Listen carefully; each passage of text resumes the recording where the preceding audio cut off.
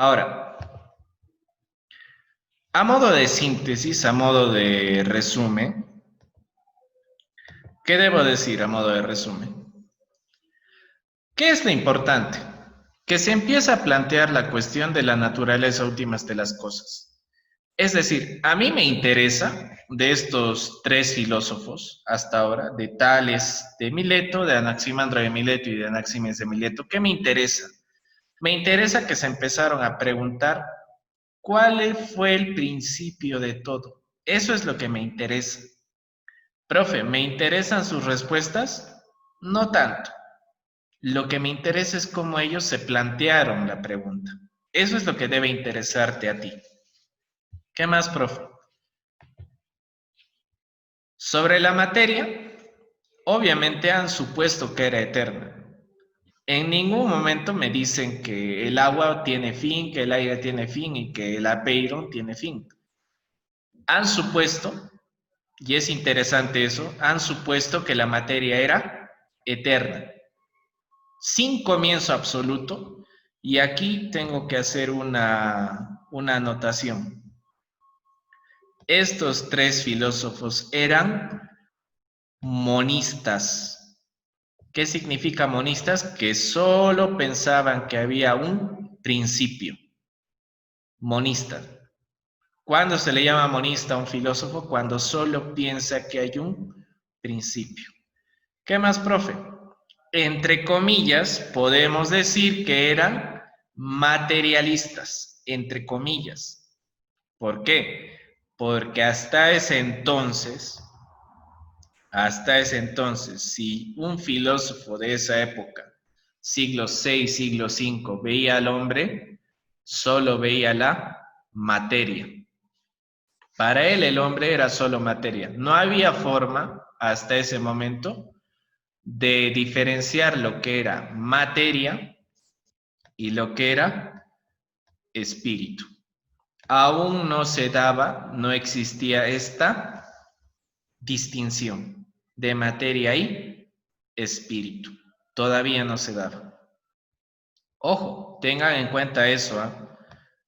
Cuando se habla de materia y espíritu en esta parte presocrática, no hay diferencias todavía. Parece que es lo mismo, ¿no? Entonces, todo el origen que ellos mencionan es a partir de la materia. No mencionan nada espiritual, aún. Listo. Ese es a modo de síntesis, ¿ya? Ahora, pasamos a Pitágoras. Pitágoras de Samos. ¿De dónde era natural Pitágoras? Jonia. ¿Qué fundó? Ojo, hasta este momento vemos que la escuela jónica que funda Tales de Mileto era netamente científica, netamente filosófica, pero en el caso de Pitágoras tiene un componente religioso, tiene un componente ascético. Cuando hables de ascesis, de alguna manera la ascesis implica todo lo que son ayunos, penitencias, etcétera, ¿no? Una vida ascética, ahora si es que el término no se te hacía familiar, una vida ascética es una vida más o menos de penitencia, donde la persona pues no considera tan esencial al cuerpo y se preocupa más de lo que sería el aspecto espiritual, ¿no? En ese entonces sí habían personas que creían de ese modo, ¿no? En la sociedad de Pitágoras. Ahora, ¿qué se le suele atribuir a Pitágoras? Y es una de las cosas que también estaba hablando aquí. Esa sociedad practicaba bastante el silencio, tenía influencia musical, estudió la matemática, sobre todo, y fue influenciada por el orfismo. ¿Qué era el orfismo? Era una ideología, un modo de pensar religioso que decía que el alma era inmortal y que podía transmigrar. ¿Cómo es eso, profe? Aquí está el hombre tiene un alma, digamos que este sea un bicho, ¿no? Un bicho de sus antenas, sus 6 patitas. Dice que el alma del hombre puede que se haya pasado al bicho, ¿no? Esa era la transmigración. Entonces, este hombre, este alma, seguía viva en el bicho. Eso es más o menos lo que dice el orfismo, ¿no? Ahora, como esta alma pasa de un ser vivo a otro ser vivo, incluso podía pasar una piedra, ¿no? ¿El alma en algún momento moría? No. Entonces, ¿cómo era el alma? Perdón, inmortal. ¿Qué más? Pitágoras dijo que la Tierra era esférica y que no ocupaba el centro del universo. Miren, ¿en qué año todavía estamos hablando, no? Ya se tenía esa noción. Ahora, hay dos cultos, por así decirlo.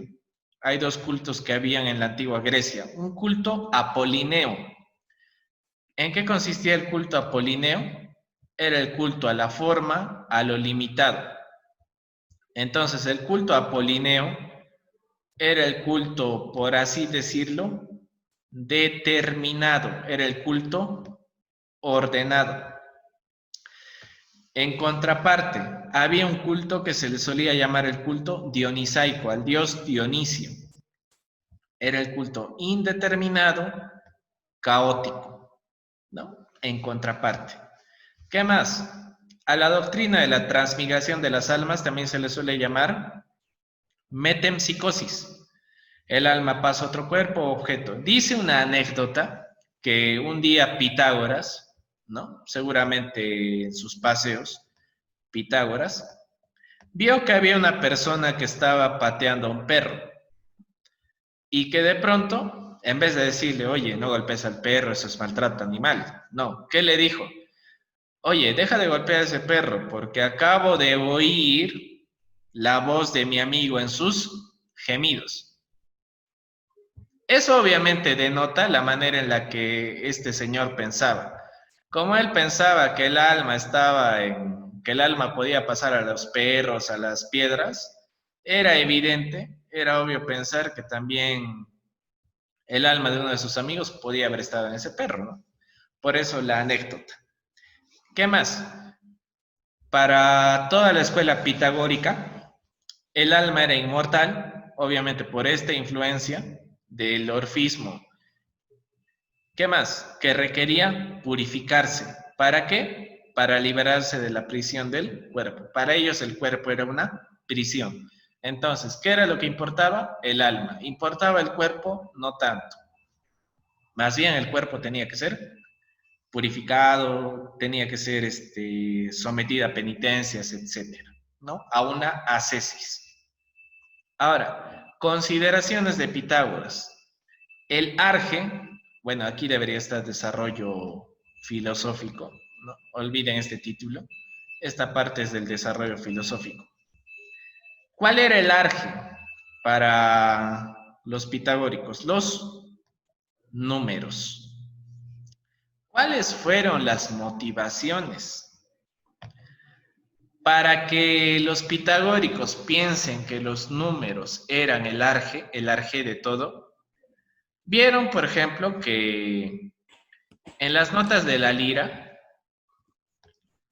era un instrumento musical que se tocaba en Grecia, las notas de la lira se podían expresar en números. Entonces ellos llegaron a una conclusión, que el universo podía ser como una composición musical y que probablemente también el universo dependía de un número. Esa fue la manera en la que ellos concebían al universo. Eran números, ¿no? Entonces, ¿qué dicen? Todas las cosas son números. Entonces, para ellos el número tiene dos elementos. Al elemento par se le suele atribuir la naturaleza de ilimitado y al impar se le suele dar la naturaleza de limitado. Entonces, dice, aquí está el número que puede ser par o impar. El par es ilimitado. El impar es limitado. Entonces, el 1, la unidad, es par e impar a la vez. Procede de ambos. Entonces, todos los demás números proceden de la unidad. Esa era su manera más o menos de concebir las cosas.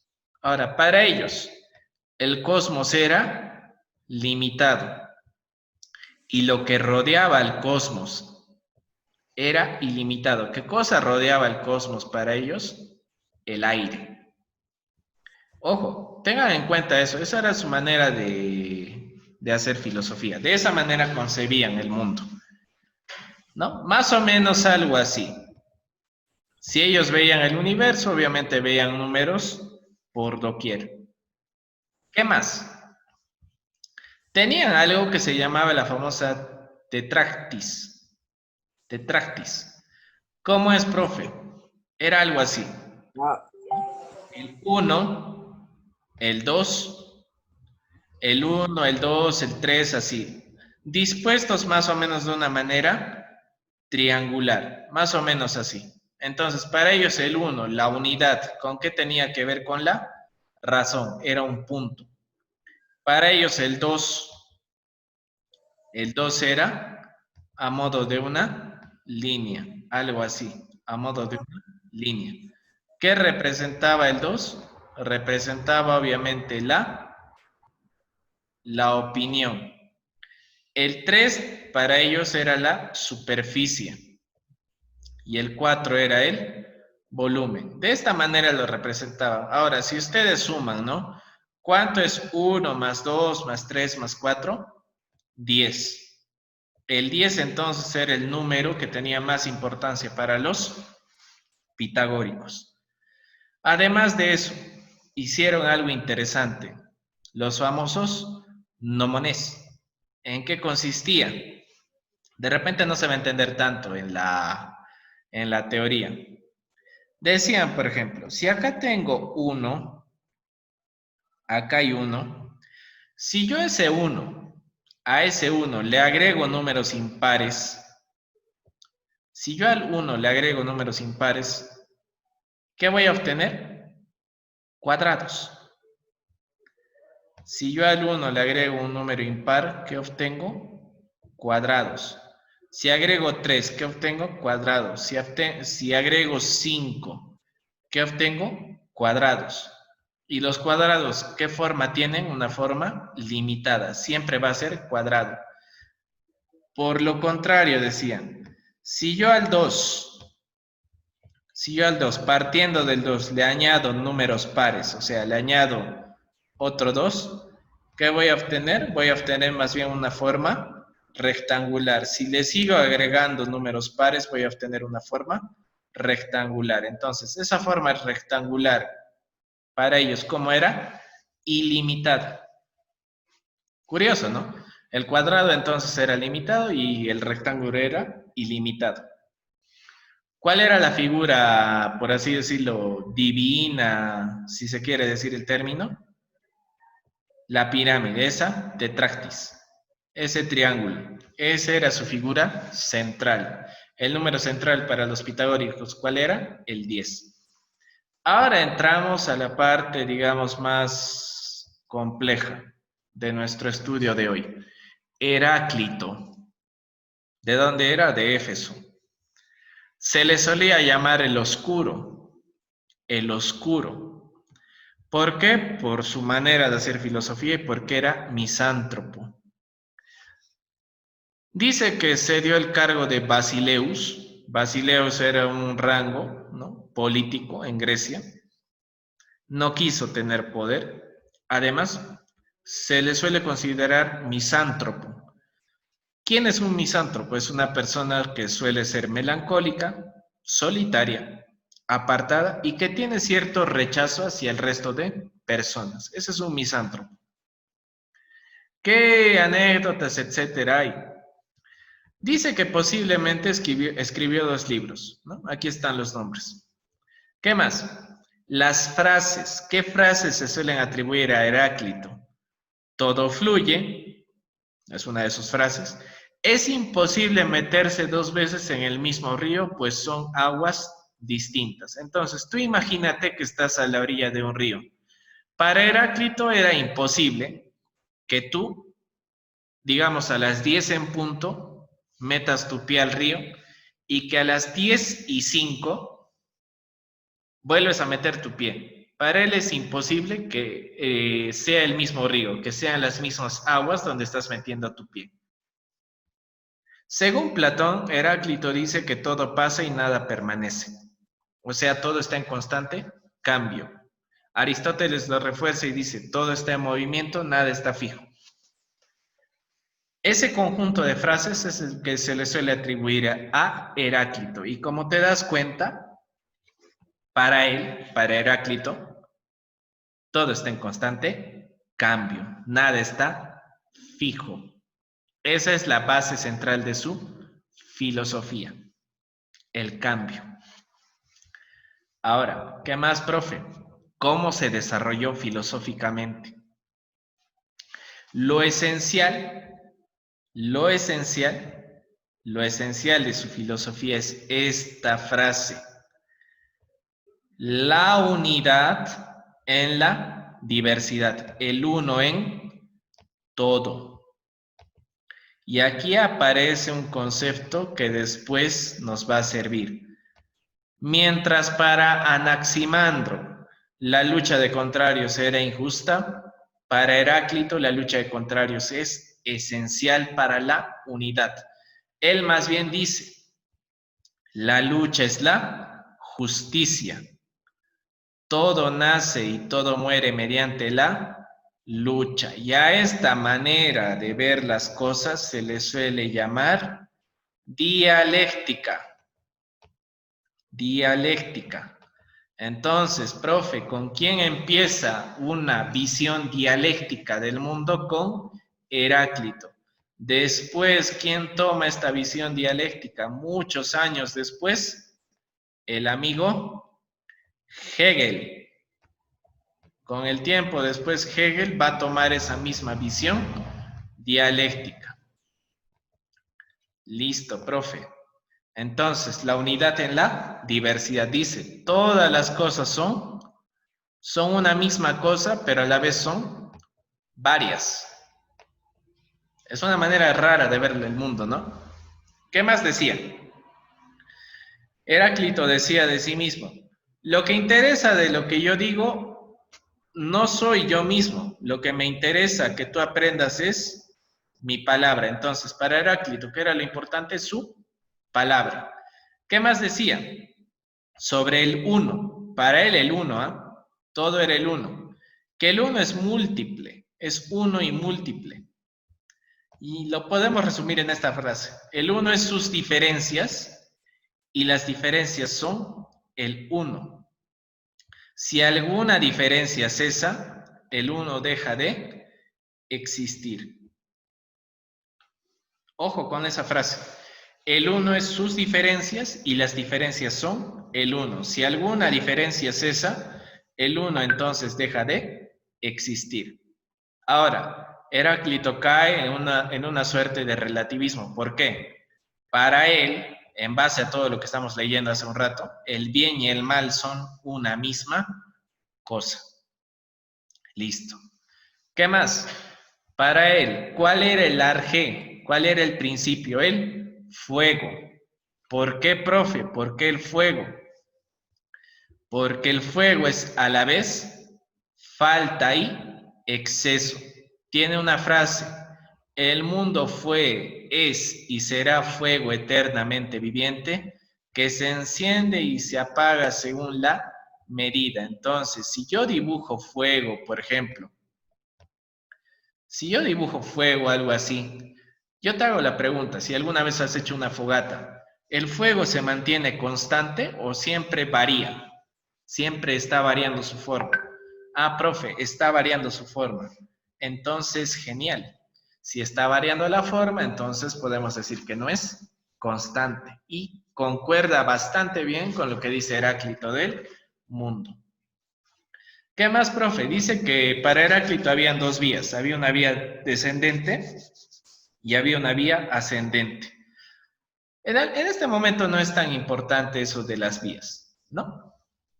Pero las dos vías para Heráclito, pues, daban armonía a todo lo que era el cosmos. Ahora, ¿qué más dice? Y esto sí es importante. Que el alma muere cuando se convierte en agua y que es mejor estar seco y estar siempre en vigilia. ¿A qué se refiere Heráclito? Dice que cuando una persona constantemente está observando el mundo, se puede decir que esta persona tiene un alma viva, tiene fuego viviente en su interior. Al contrario, dice, si una persona de pronto se acostumbra a todo lo que lo rodea, es como el agua, está calmada y por tanto su alma está muerta. Esa era su manera de pensar. Ahora, acá aparece la palabra Dios por primera vez. Para Heráclito dice, Dios es el uno, es la razón universal, la ley universal, ¿no? Es lo que controla todo, para Heráclito. Entonces, Heráclito cae más o menos en una suerte de panteísmo. ¿Por qué? Porque todo sería Dios entonces. Como hay fuego en todo y Dios es el uno, y en todo lo que nos rodea hay fuego y todo es uno, entonces Dios es todo. Esa es la postura panteísta, ¿no? Ver a Dios en todas las cosas. Además, para Heráclito, el hombre dependía de todo, ¿no? Y es cierto, ¿no? El hombre depende de la comida, depende del aire, etcétera. Entonces, es obvio pensar que depende de todo. De esta manera veía Heráclito al fuego, ¿no? Como algo variable, algo viviente, ¿no? Por eso adopta el fuego como el principio. Ve que el mundo está variando, entonces dice, ¿qué es lo más variable que yo conozco, que observo? El fuego. Entonces yo pienso que el fuego es el principio de todo. Además, hay algo que debes tener en cuenta. ¿Por qué el fuego, profe? ¿Cómo se relaciona el agua con el fuego? ¿Cómo se relaciona el aire con el fuego? ¿Cómo se relaciona la tierra con el fuego? De esa manera es de donde Heráclito saca toda esta filosofía. Ahora, no es el único punto de vista. Hay otro punto de vista. Y de repente es un punto de vista un poquito más deprimente. Dice, para captar la corriente, o sea, si tú estás parado en un río, si tú estás parado aquí, ¿no? Y aquí está pasando un río. Si yo quisiera observar específicamente esta parte del río, tendrías que helar las aguas, o sea, tendría que volver hielo esa agua, ¿no? Y en ese momento, justo en ese momento, ya no habría corriente. Heráclito decía entonces, es otra manera de ver su filosofía, que si tú quisieras ver estáticamente una cosa, automáticamente la estás matando. Esa era su manera de ver también las cosas. Automáticamente, si yo quisiera ver, por ejemplo, cómo corre un animal, tendría que captar ese momento en mi mente y en ese momento yo ya lo estoy volviendo estático. Y si ya no hay movimiento, ¿qué hay? Muerte. Entonces dice, hacen esta comparación. La razón del hombre dice que es semejante al rey Midas. Ustedes conocen al rey Midas, ¿no? Era aquel del cual se decía que todo lo que tocaba se convertía en oro. Entonces hacen una comparación. La manera de pensar del hombre se parece al rey Midas. ¿Por qué? Porque cuando tú quieres tomar un concepto, por ejemplo, quieres analizar cómo es que el agua corre a través de un río, es como el rey Midas que abraza a su hija. Cuando abraza a su hija la convierte en oro, la mata. Igual tú, el momento que tú quieras ver la corriente estática, estás matando la corriente. Por eso dice abajo, el hombre solo es capaz de crear conceptos estáticos y eso es ajeno a la realidad y ajeno a la vida. ¿Por qué? Porque la vida es dinámica, no es estática. Por eso a Heráclito se le suele representar con llanto. ¿Por qué? Porque es un anhelo. Nunca vas a lograr captar algo dinámico. Esa es la conclusión más o menos. ¿Y el fuego qué es entonces?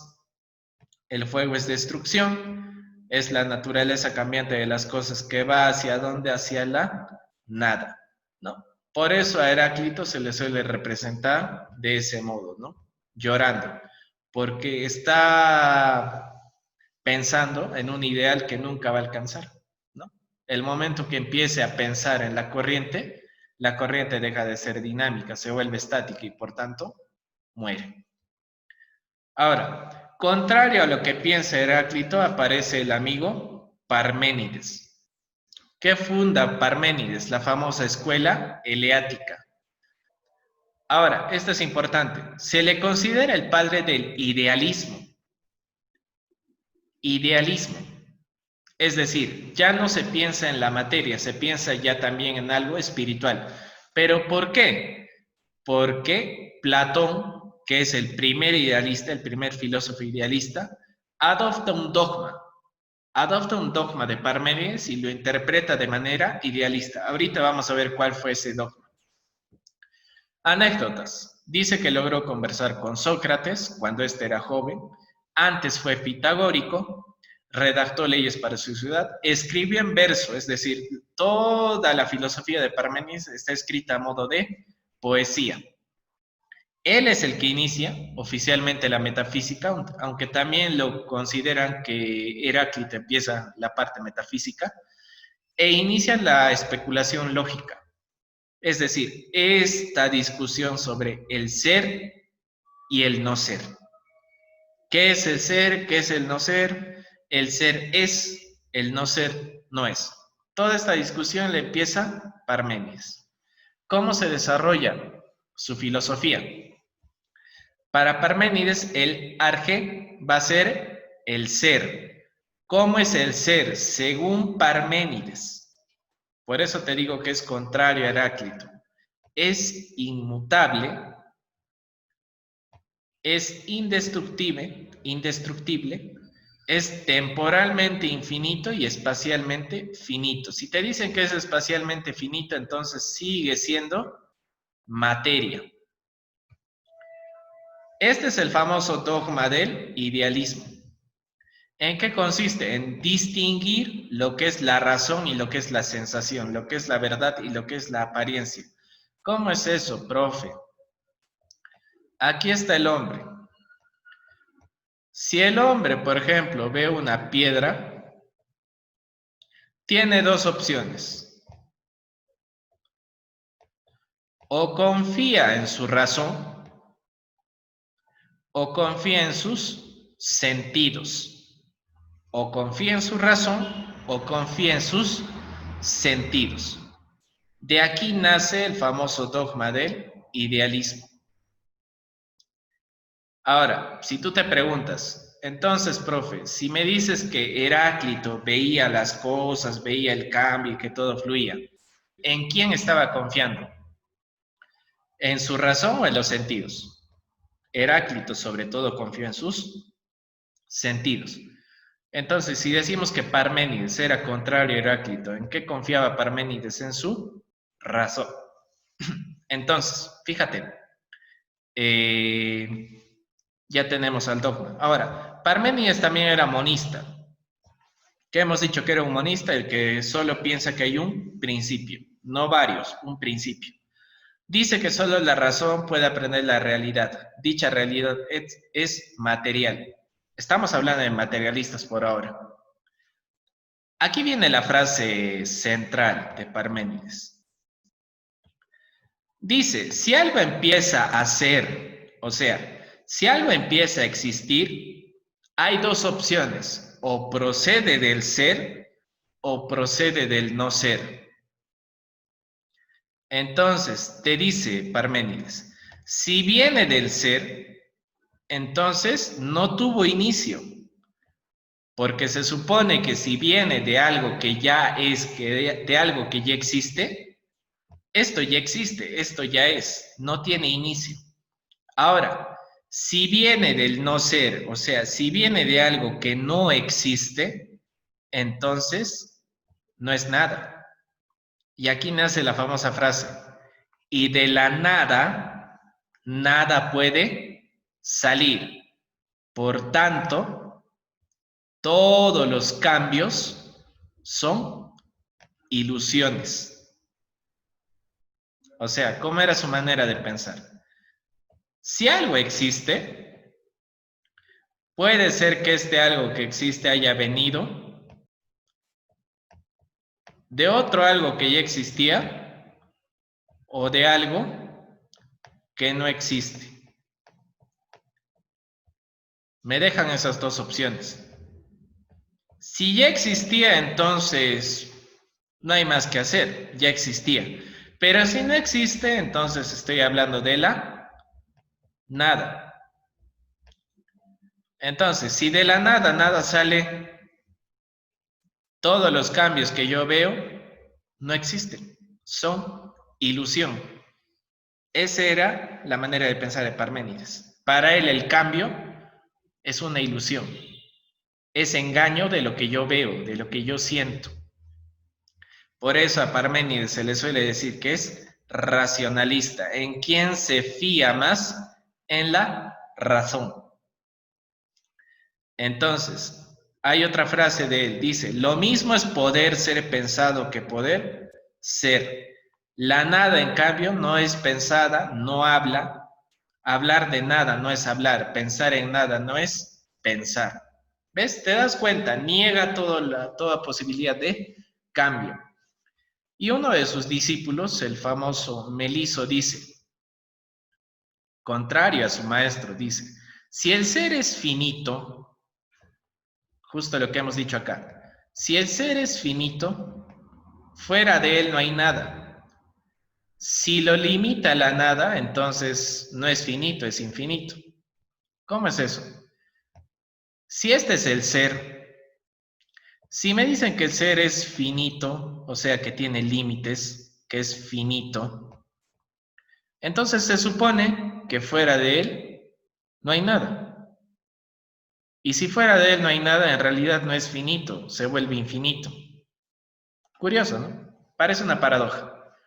Ahora, avanzamos un poco más rápido. Zenón de Elea. Zenón de Elea nace cerca del 489, discípulo de Parménides, ¿no? De la escuela de los eleáticos. Dice que la mayoría de sus argumentos intentaban demostrar que no existía el movimiento. Usa una falacia, las famosas falacias de reducción a lo absurdo. Van a ver cómo funciona. Dice que más o menos propuso 40 pruebas. No vamos a ver las 40, solo vamos a ver dos.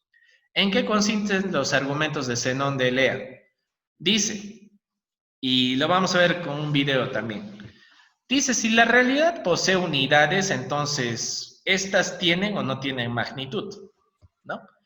Algo así, si tú dibujas una línea, dice Zenón de Elea, esa línea debería tener infinitas unidades, o sea, infinitas partes, la línea, ¿no? Entonces, si cada línea tiene infinitas unidades, cada unidad, ¿cómo debe ser también? Infinito, ¿no? Cada unidad es infinita. Entonces, la línea que es, debería ser un infinito más grande. Ahora, si todo el universo está compuesto de unidades infinitas, el universo debería ser infinito y también, por tanto, toda la materia que yo observo también debería ser infinita. Pero eso no pasa.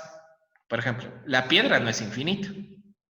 Ah, entonces Zenón de Elea dice, bueno, si la piedra no es infinita, entonces parece que hay algo que está incorrecto. Igual dice a la vez, si en cambio las unidades no tienen magnitud, entonces el universo no tiene magnitud, o sea, no tiene medida. ¿Eso cómo lo hace? Lo hace pequeño. Y por tanto todo debería ser pequeño. Y eso no es cierto. Entonces estamos cayendo en una contradicción. ¿Qué más dice? Hace una prueba. Dice que si el grano de trigo se cae al suelo, hace ruido. En cambio, si una milésima parte del grano de trigo cae al suelo, no hace ruido. Entonces saca una conclusión. Si las partes no hacen ruido al caer, ¿cómo es que el todo hace ruido? Curioso. Otro argumento. Dice, si hay un espacio entre las cosas, puede que este espacio sea la nada. Si es la nada, no pueden ocupar el espacio de la nada. Pero si es algo, entonces está en el espacio. y ese espacio está en el espacio, y así sucesivamente, hasta el infinito. Entonces, todo aquello que deriva hacia el infinito es absurdo. Es otro argumento de Zenón de Elea. Pero el más importante aparece por aquí. Dice que si tú estás en un punto A y deseas correr hasta un punto B, tienes que pasar un número infinito de puntos, ¿no? Aquí hay un número infinito de puntos. Número infinito de puntos. Entonces, un número infinito de puntos en suma te da una distancia infinita que debe ser cruzada en un tiempo finito. Entonces, por tanto, el movimiento es imposible. Y aquí viene nuestro ejemplo, ¿no? Lo voy a adelantar mejor. El famoso ejemplo de Aquiles. Es un video que vamos a ver. Es un video, un fragmento de un video. Me adelanto a la flecha. Dice que si yo lanzo una flecha, algo así, si yo lanzo una flecha, cada instante que la flecha se mueve dice que ocupa una posición en el espacio. Pero si yo ocupo una posición en el espacio, eso significa estar inmóvil. Por tanto, la flecha está quieta ahí, no se mueve. ¿Cómo es eso, profe? Que si tú lanzas una flecha, esa flecha conforme va bajando, va ocupando una posición en el espacio. Entonces, si yo tomo esta flecha a las 10 de la mañana, entonces la flecha está inmóvil. ¿Eso qué significa? Que la flecha está quieta, entonces no hay movimiento. Ahora, fíjate, esta es una alegoría a lo que estamos viviendo en la cuarentena, ¿no? Nos han estado extendiendo la cuarentena, 25 de marzo, 3 de abril, 15 de abril, 4 de mayo. Y las paradojas de Zenón, pues, nos suelen servir en este punto. Por ejemplo, mira el video, ya está acabando el tiempo, pero mira el video, hasta donde se puede. Dice que un día Zenón sale a caminar, ¿ya?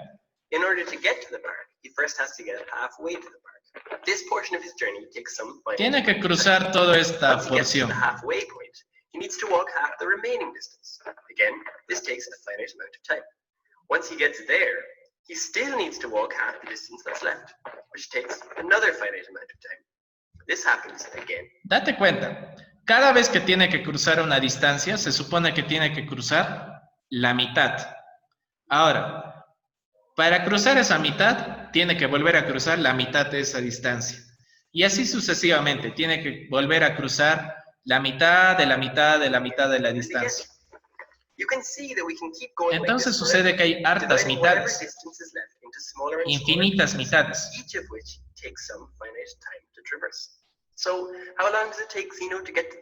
Entonces la pregunta es, ¿cuánto mide en realidad el parque? Entonces te vas a dar cuenta lo siguiente, ¿no? Probablemente dice que mide una milla. Esa milla se podría hacer en una hora. Pero lo que resulta curioso es que, por ejemplo, conforme tú vas dividiendo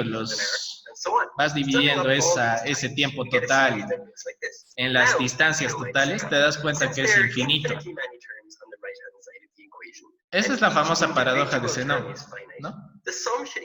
Él suma todo y al final resulta que la distancia es infinita y que el tiempo es infinito. Ya, chicos, hasta aquí. De acá a un rato les digo si continuamos porque faltan algunos filósofos todavía. Lo vamos a